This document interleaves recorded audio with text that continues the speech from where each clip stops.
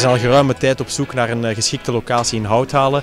En we zijn dan ook enorm blij dat we die hebben kunnen vinden hier in het oude pand van O'Cool. We zijn zeer tevreden van de winkels, want die hebben ook merkproducten. Gelijk dranken en chocolade en noem maar op. Dus op dat gebied, we zijn echt goede Lidl-klanten. Ja.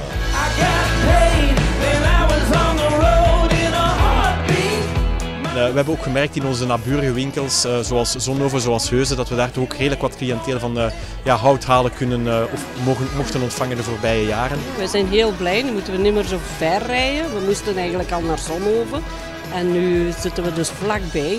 Je kan te voet komen.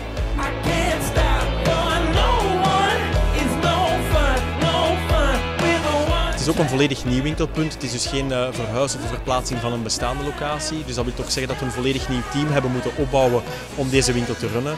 En in die zin hebben we toch wel 17 nieuwe mensen te werk gesteld.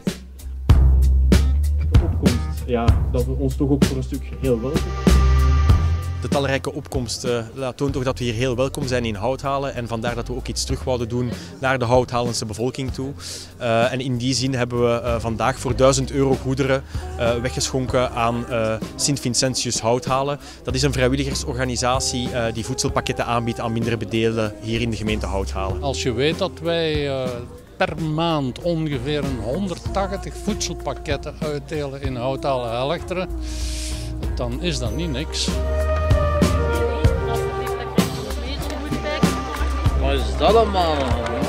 De winkel opent zijn deuren op woensdag 11 februari om 8:30 exact. Bepaalde artikels gereserveerd. Ah, voilà.